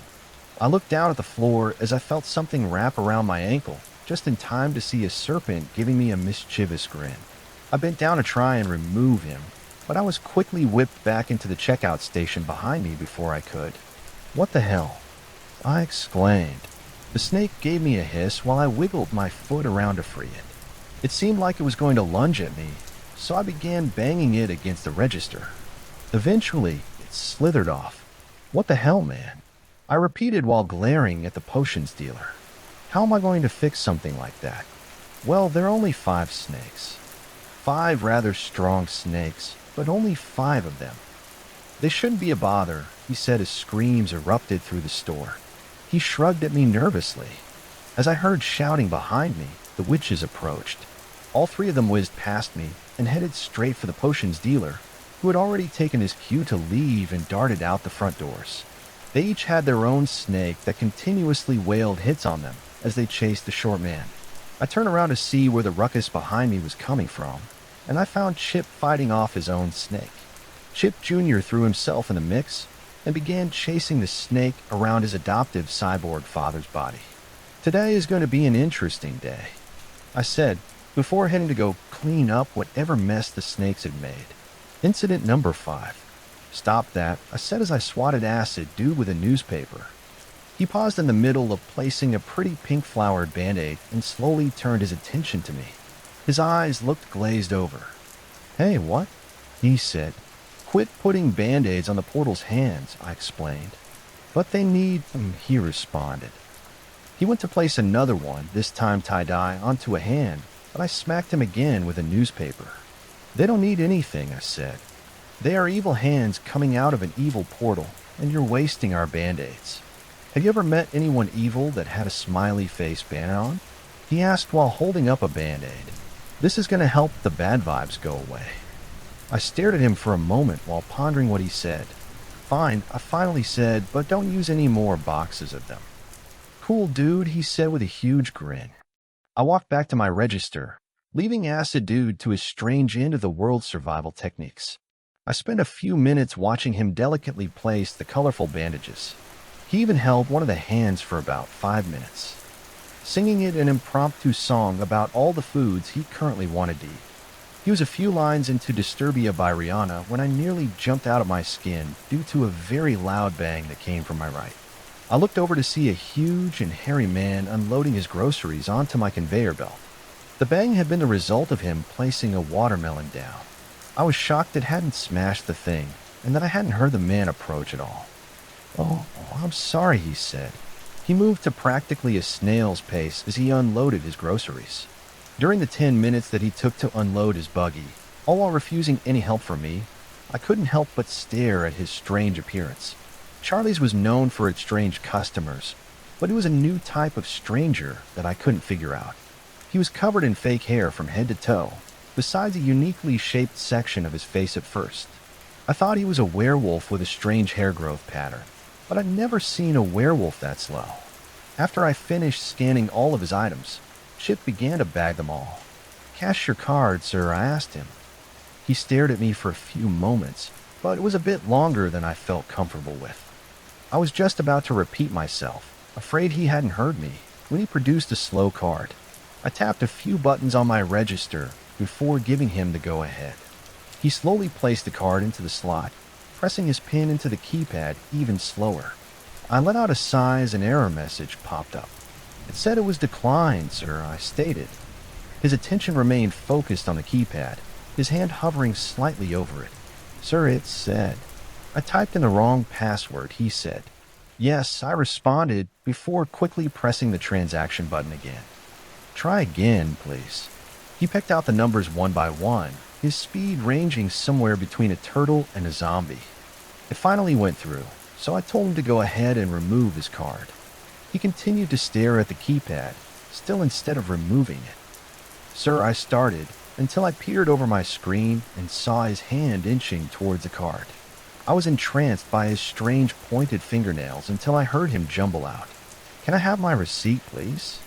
I handed him the paper and told him to have a good day before bringing my phone out of my back pocket to Google something. "What are you doing?" Lacey asked. "Trying to Google what my customer is," I said while glancing in his direction. Lacey followed my line of sight before turning back towards me. "Jared, he's a sloth," she stated. I looked up from my screen. "What?" "He's a sloth," she repeated slowly. "Is that too weird for your brain to process? I mean, I've just never seen a customer like that come into Charlie's." "Hey, that's the first time you've ever been called by your name in the story," pointed out Lacey. "Way to break the fourth wall, Lace," she giggled before continuing with our previous conversation. "Maybe the portal's causing strange things to happen," she suggested. "Even stranger than what Charlie's has ever seen." We both looked at the huge doorway, watching as Acid Dude emptied his last box of Band-Aids. "I hope this is over soon," she said. The ultimate incident, when the time came in full force. I managed to talk the owners into letting us shut down the store for the day. We spent most of it rounding up people to help us defend the place. Wizards, witches, gnomes, werewolves, serial killers, some Wendigo friends of Spot, some gnome friends of Chip Jr., along with our current stock. You name it, and it was probably there. Then we all surrounded the portal, watching the digits continue to go down as we snapped on what Charlie had to offer. Cheryl passed out some of her Snickers stash, and Gary also took it upon himself to whip something special up and pass it out. When asked what the supposed delicacy was, he only stated it was a surprise. Cheryl and a few of the werewolves were the only ones able to stomach it. Lacey sat on the floor beside me, knees bent and arms propped upon them. She tapped one foot nervously as she bit her lip. She hadn't taken her eyes off the doorway. "Lacey, you okay? What if he has a rocket launcher?" She replied. I said, struggling not to laugh while doing so. "I can tell you aren't taking me seriously, but that was a serious question," she said. "I mean, this dude clearly means business. What are the chances he wouldn't bring something crazy like a rocket launcher or a blowtorch?" I nodded while soaking up her theories. "I guess it's a plausible thing to be worried about," said. He said this would be the end of the world, she said before looking me in the eye. What makes Charlie's that special? I shrugged, and the conversation was left at that. As it grew closer to time, we all finished our goodies and got ready. Weapons prepared and combat ready. We stared at the huge clock as it counted down its last few seconds. The disembodied hands actually held up their fingers and counted down with the clock when it hit 10 seconds left. Battle ready, we stood fiercely in wait for what would come. What had come was possibly the last thing we would have expected. I kid you not, the Monster Mash began playing at full volume once the clock hit all zeros. It caught us off guard, and it made us wonder if this had been a joke the whole time. I busted out laughing, actually convinced we'd been praying. But mere seconds after the song began playing, demons began to flock to the store, making their way through the portal and popping up throughout the aisles with white puffs of smoke. They each had a wicked snarl on their face, baring their fangs at us to assert dominance. In response, Gary loaded his shotgun. Lacey summoned a fireball in both fists, and I held up the pointy end of the mop I had spent all day sharpening. The fight began with Cheryl launching Chip Jr. into the menacing horde. For the first time since his arrival at Charlie's, Chip Jr. let it be officially known that he wasn't an inanimate object, and he did it by letting out a war cry that sounded like a chipmunk screeching. It was quickly drowned out by demon roars. What I'm going to describe to you about the fight was mostly seen in the security cams that made it through the battle, but also from the bits and pieces of moments I saw. At one point, I saw Lacey conjure up a whip made of fire and literally slice demons in half. The ends of her hair lifted up into the air, lit up with a fiery blaze that accompanied her eyes. I saw Acid Dude launching garden gnomes at full speed. Chip Jr. had taken command over the gnomes and was actively chirping at them to go for the throat. Instead of fighting against each other this time, the werewolves and turkeys were working together. The turkeys were still being used as bait, but the wizards had talked to them beforehand and told them it was for the greater good. Gary and his horde of slashers were doing what they do best, slashing and slicing. I wouldn't doubt it if Gary had been excited about possible new meat selections as I watched him stab a demon in the eye. Chip had fully upgraded one of his arms to be titanium steel and was knocking demons out left and right as Cheryl was safely perched on his back and actively chopping off demon heads with an axe. Puffs of colorful smoke and sparks surrounded the commotion as wizards cast spell after spell. It didn't take long for my pointy mop to be downgraded to a single mop head. I was in full-blown panic mode and being chased down by 2 demons whenever one of Gary's friends shot them down with a shotgun. He then handed it and some ammo back over to me. Shooting demons was a lot more fun than I thought it'd be, and it honestly felt like I was playing a virtual reality zombie game, nausea and dizziness from the motion included. The snake from the potion fiasco was also helping out by getting demons in all directions. I think my favorite moment of all, though, was when I saw some witches full-on roasting a demon like a rotisserie chicken tied up on a spit and with an apple shoved into his mouth. He looked absolutely horrified as the witches tackled around him. Looking back while in the middle of it, I honestly thought we were losing. Maybe because it felt like hours before the portal stopped regurgitating its monsters, or maybe it was me watching Chip's last remaining cyborg arm being ripped off by a demon. I felt like I was watching the store fall to shambles. Whole chunks of the ceiling were gone, and I could see the stars shining down on us as monsters of all kinds beat each other to bloody pulps. I was sure death would come soon as I held the last bit of ammo in one hand. When I'd shot my last bullet, I heard a loud bellow sound from somewhere to the far left of me. I didn't understand what it meant until all the demons began to retreat, scrambling like rats to the portal. As the opening consumed them, they began to topple over one another in their haste to leave. Storm clouds appeared outside as flashes of lightning shined through the remaining ceiling and windows. Thunder boomed as the smoke within the portal began to violently spin, becoming so powerful that it projected high-force winds into Charlie's. What wasn't already damaged by the battle was blown away by the portal's winds, and I began to panic when it started sucking things in. I yelled before grabbing onto Lacey and hunkering down behind a register. I saw a few gnomes and fought-out turkeys going flying by, and I held onto Lacey even tighter. A few moments later, a loud pop sounded throughout the store. As sun rays took the place of the storm cloud shadows, angelic bird chirps filled my ears, and I no longer felt the portal's force against us. It was gone now, along with its god-awful hands and the countdown clock. The only thing that remained was a floating banner that read "You stick." Sign the fire. That, too, quickly disappeared before our eyes. "We won," roared Gary, and all of his friends began to whoop and holler, shooting random shots into the air. They shut up whenever one of them shot a ceiling tile that was hanging on by a thread, and it landed on his head. Lacey burst into giggles beside me, and I looked over at her. The beauty emanating from her was absolutely insane, and she was glowing with power. Cheryl walked up at this point, stealing my attention from Lacey. She faced her back to us, and I wasn't sure what she was doing until I saw her lift her cell phone over her head and angle it towards our group. She said cheese before snapping some pictures. Gary ran up towards me and threw an arm around my neck before smiling. Chip shifted the fingers on his ripped-off arm into a peace sign symbol before holding it up beside his grinning face. I was in the middle of laughing at him when Lacey wrapped her arm around me, pulling me towards her until our cheeks were touching. "What was that for?" I asked after our photo shoot was over. "I asked the owners if they wanted any updates after the battle," said Cheryl. "And they said they did?" I asked. I didn't think they'd care, considering they didn't seem to be taking it seriously. When I asked them if we could close the store, they laughed and told me it'd be coming out of my pay if I did. They texted back that little yellow guy that looks like he's crying and laughing, she explained. I figured that was yes in another language, so I'm sending them pictures. I slowly nodded my head before responding. "Thanks for the hard work, Cher." Everyone seemed busy celebrating, so I took a chance while they were distracted and ran to the bathroom. Demon slang sure did make you feel the need to piss your pants every 5 seconds, and for once. The bathroom wasn't covered in blood. I let out an accepting how the urinals looked god-awful, and I walked to the nearest stall. I was mid-unzipping when the door swung open, but I stopped in my tracks before using the bathroom.